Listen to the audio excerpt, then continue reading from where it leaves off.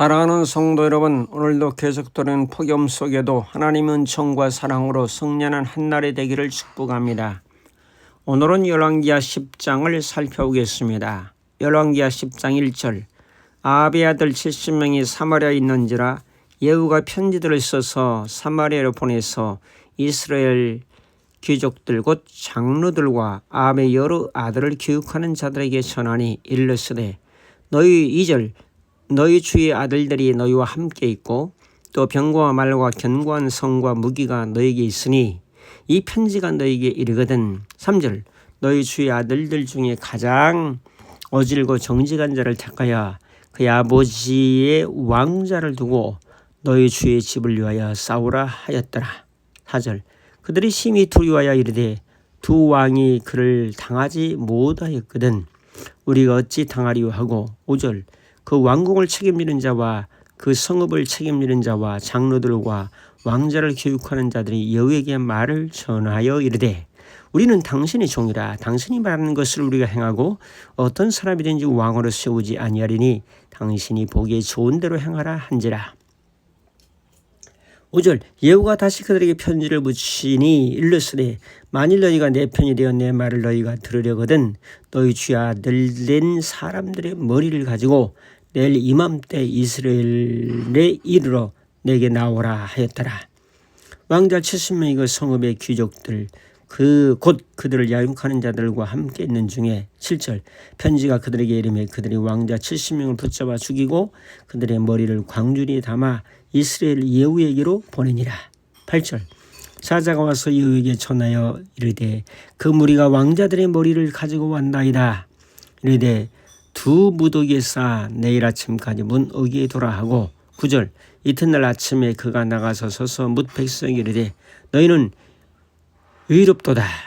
나는 내 주를 배반하여 죽였거니와 이 여러 사람을 죽인 자는 누구냐. 10절 그런즉 이제 너희는 알라 곧 여호와께서 아합의 집에 대하여 하신 말씀은 하나도 땅에 떨어지지 아니하리라.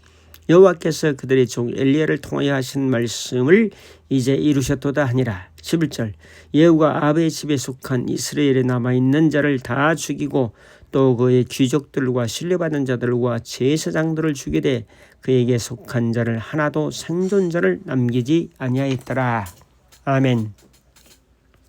오늘의 말씀은 예후라고 하는 사람이 배반하여 왕이 된 다음에 아합의 70명의 아들을 다 죽이고 친족들과 측근들을 다 몰살하는 그런 사건을 소개하고 있습니다.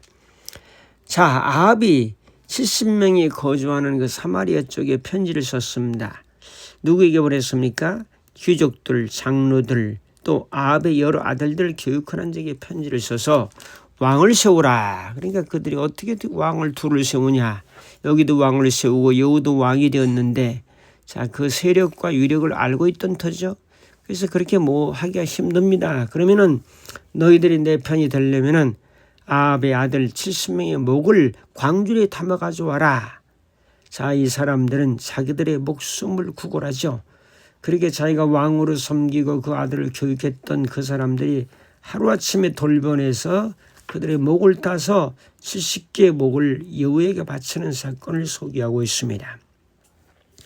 자, 이 말씀을 보면서 참 사람들이 비정하고 의리도 없고 자, 그런 모습을 보게 됩니다. 자기가 왕으로 섬겼던 사람, 그 아들들을 이렇게 70명이나 죽여서 머리를 갖다 바치는 왜 그러죠? 자기가 살기 위해서. 내가 죽지 않고 살기 위해서 남을 죽여야 되고 배반해야 되고 참 이런 사건들을 보면서 참 비정하다 하는 그 정치 현실을 바라보게 됩니다. 자, 예후는 말하죠. 10절에 아합의 집에 대하여 여호와께서 하신 말씀 그 집안이 망할 것이고 다 멸절될 것이라는 것을 이미 엘리야를 통해서 예언을 했습니다. 그것을 이루는 일이지 너희들의 잘못이 아니라 너희들은 의롭도다 하면서 그들의 행위를 오히려 칭찬으로 부추기는 그런 모습을 바라보게 됩니다. 하나님의 편에서 볼 때는 물론 심판입니다. 아합의 집에 대한 심판, 이세벨에 대한 심판, 그 아들들에 대한 심판, 가물에 대한 심판이 이루어진 건 분명합니다. 그러나 인간적으로 바라볼 때는 참 너무 매정하다. 어떻게 사람들이 하나도 이의를 제기하는 사람이 없이 그 모든 권력자들이 말입니다. 귀족들, 장로들, 그 아들들을 교육하는 자들이 삼일체 하나가 되어서 이렇게 죽일 수가 있단 말입니까?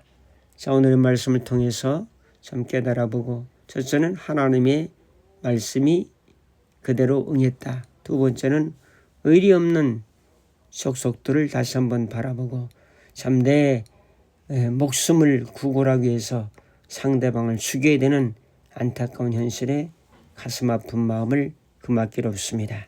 좀 생각해 보시고 오늘 하루도 주님 안에 승리하는 복된 하루의 삶이 되기를 주님의 이름으로 축복합니다. 감사합니다. 고마우신 주님, 저희 이 말씀 앞에 어떻게 생각이 됩니까? 하나님의 심판도 있지만 의리 없는 사람들의 모습을 바라보며 비정한 정치 현실과 목숨을 구걸하는 이러한 모습 속에서 우리에게 담대함과 용기와 크신 능력으로 함께 하옵소서.